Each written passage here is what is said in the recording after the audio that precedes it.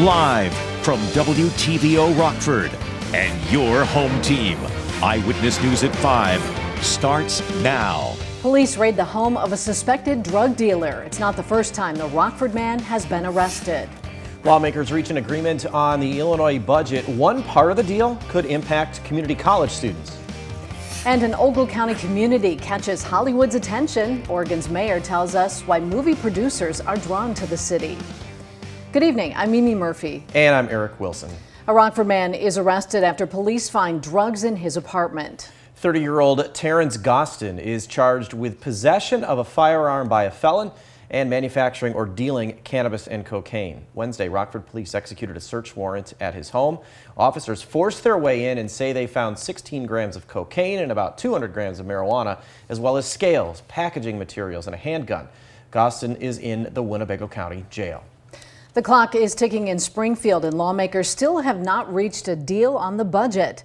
They say things are still in flux as residents wait for a final version.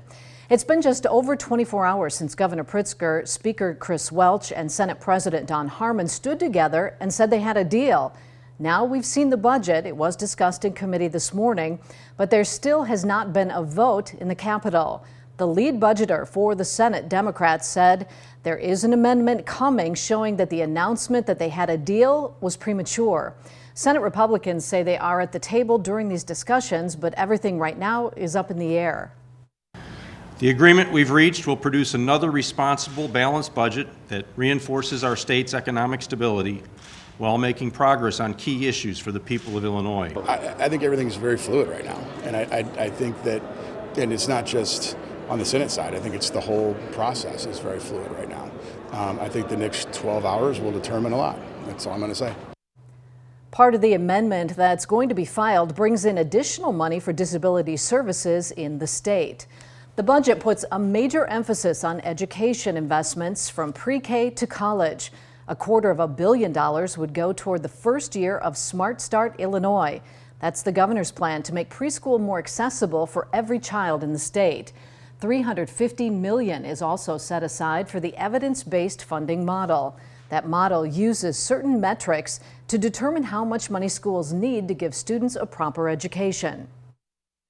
Because of the state's dedication to making this continued investment in K-12, our spending on K-12 in Illinois actually is ahead of where it was 2 decades ago on an inflation-adjusted basis, not by a lot, by a couple of percentage points. The budget would also give an additional $100 million towards MAP grants, which help students afford the cost of college. Crowds of people gather in Beloit to welcome local veterans returning from Washington, D.C. It was all part of Vets Roll. The homecoming happened last night at the Eclipse Center. Flags lined the street as police, fire, and motorcycles escorted the Vets Roll buses back to Beloit. A fireworks show capped off the celebration. Vets Roll takes veterans and Rosie the Riveters to Washington, D.C. It's a chance for them to see our nation's war memorials in person. Some veterans say it's the closure they never got in the past. I understand as a veteran to have closure and everything else that comes along with it. And you know, a lot of these veterans that, you know, came back from Korea and Vietnam, they were never ever thanked properly. So it's very, very important for us to do that. That trip is free for all veterans. Earlier today, some state line students got the chance to learn more about the meaning behind one of our nation's biggest symbols. Operation Fallen Flags visited St. Bridget Catholic School this morning. Nick Parnello and fellow Vietnam veterans spoke with students. They shared some of the history behind the flag and how to properly display it. Kids also learned about the Pledge of Allegiance. St. Bridget's principal says she hopes the students have a new appreciation of veterans. I hope they learned a little more about the country, about the flag, the beauty of the flag, appreciation for veterans.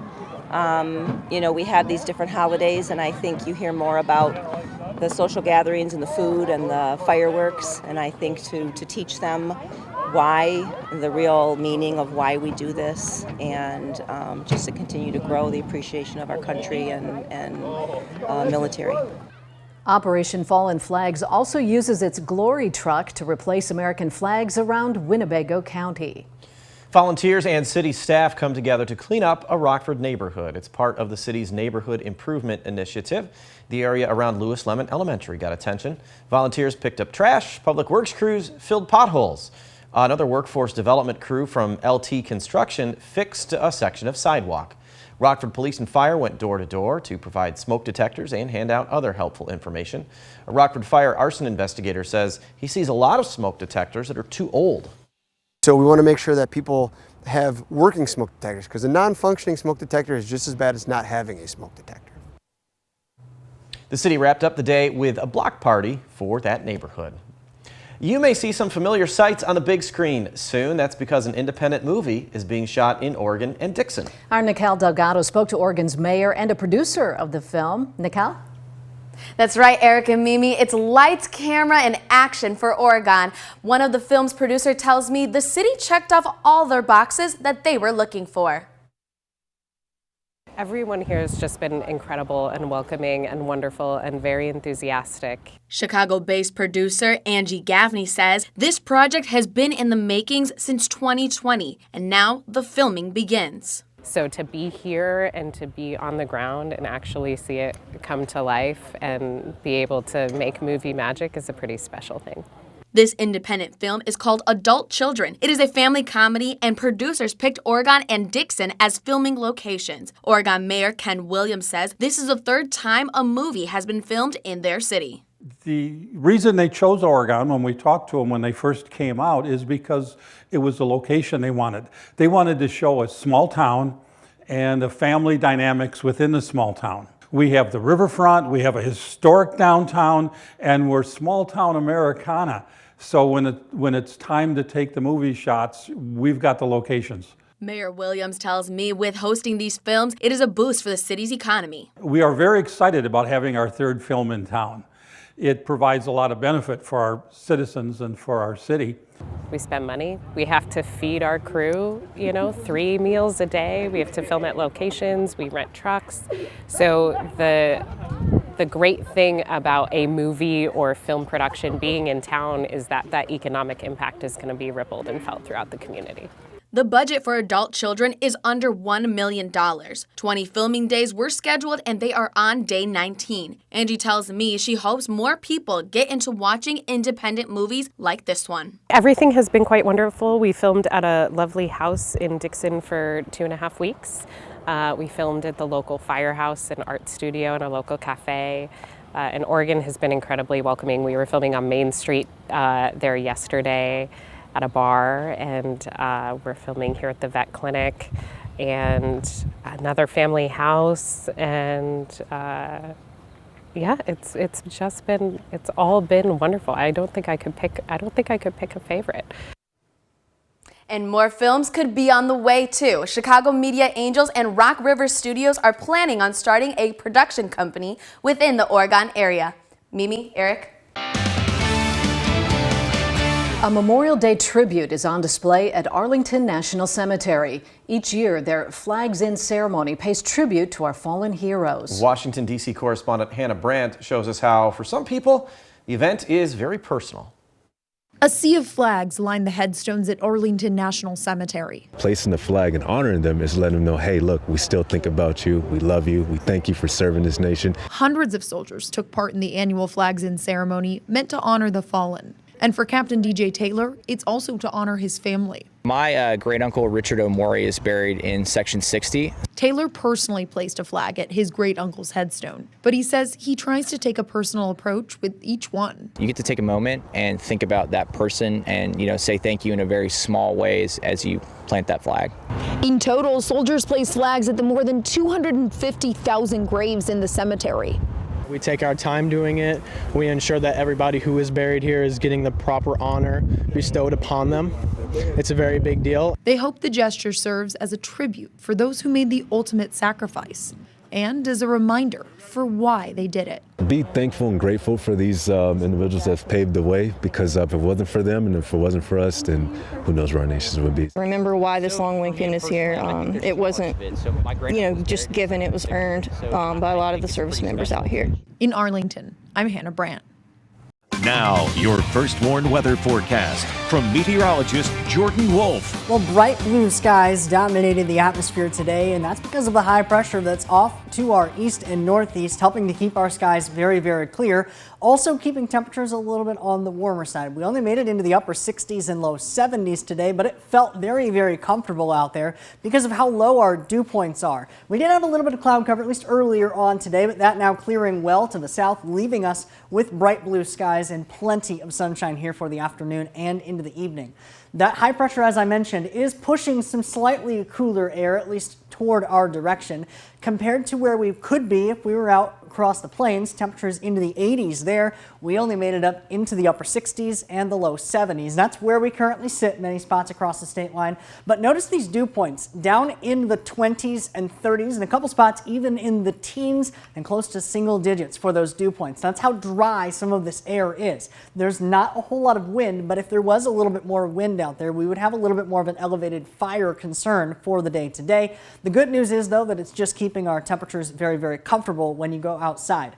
That does not quite remain the case for the overnight tonight, as we actually fall back down into the low 40s, and a couple spots could even dip into the upper 30s. That drier air helping to cool off those temperatures a lot quicker. So it could be a little bit chilly out there later on here tonight. But that does warm back up into the afternoon tomorrow, getting back into the 70s, 74 degrees, just a few degrees warmer than where we were today, but still holding on to those very, very comfortable conditions. Then as we get into the rest of the weekend, a Rex block develops, and that's where we have low pressure across the southeast and high pressure just to the north of that. That sets up that blocking pattern where it keeps the cool and rainy conditions further off to the south, further to the north, leaving us under the bright sunny skies and just a little bit on the warmer side for the rest of the weekend. As that pushes out of the way, a big ridge develops, and that'll warm our temperatures up significantly as we get into the middle of the week. However, for the weekend, things don't warm up quite so much, and that's actually good news for anybody who wants to be outdoors for the holiday weekend. Temperatures only getting into the 80s from the upper 70s Saturday, low 80s, and then mid 80s as we get into Monday. Plenty of sunshine, very, very nice weather, perfect weather for any outdoor activities that you may have planned. As we get into the rest of the week, that Rex block does set up, and that actually gives us a little bit of an increase in cloud cover for that Sunday, but no precipitation going to be expected, at least anytime here in the short term, possibly even the longer term as well, as some computer models are giving us absolutely nothing for rainfall for the next week or so. So that would continue our already dry trend for another week or so. That's very, very possible that we could be seeing that. And that's not really great news for some spots, especially across northeast Illinois, that are already under some drought conditions. That was just released today. The new drought monitor came out. That does have some spots under abnormally dry conditions to the southeastern portions of our viewing area. That does, however, not quite continue, at least significantly, for the rest of the month, but we could still be seeing those below normal rainfall amounts as we get into the next few days and even in the first few days of June. Meanwhile, that's paired with above normal temperatures, leaving us under those very, very dry and very, very warm conditions, possibly for the next couple of weeks or so. However, for the rest of the weekend, things looking very, very nice. Temperatures into the 70s and then the 80s. And then, guys, we even get into the mid-80s for Memorial Day, and then even warmer than that, even getting close to 90 degrees by the time we get to the end of the week. Now sports with sports director Scott Leber. Now the Cubs are ready to welcome back Kyle Hendricks tonight. He'll make his first start since last July. He has recovered from an injury to his right shoulder. He takes Jameson Taillon's spot in the rotation against the Mets this evening.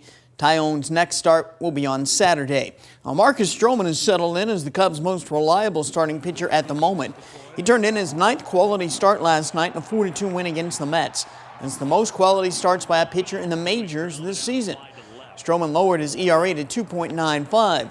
He also energized his teammates with some great defense and lots of emotion out there on the mound. He says everything has come together. It's always good to go 8 innings no matter what. I feel like everything kind of clicked. I feel like we've been working on so much this year between Tommy, Moskos, and myself mechanically, and I feel like I was just very dialed in for probably like 80 to 90% of my pitches. So I feel like that's just a product of all the work that has gone in. Well, the White Sox are opening up a series in Detroit tonight. It is their first meeting in the season with the Tigers. Rock Valley College is losing a key member of its softball coaching staff. Co-head coach Vivi Marquez has resigned. Marquez wrote in a tweet that it's the best decision for her future and for her family. Marquez has been a member of RVC's coaching staff the past 4 seasons. As a player at Rock Valley, she was the Division III National Player of the Year in 2015, and twice she was the National Catcher of the Year. Last year, she was inducted into Rock Valley's Hall of Fame. Most of the focus on the Bears receiving corps this year has been on the addition of DJ Moore, but Chase Claypool could be another key to that unit. He struggled badly last season after the Bears traded for him. But Justin Field says Claypool has been looking good in OTAs.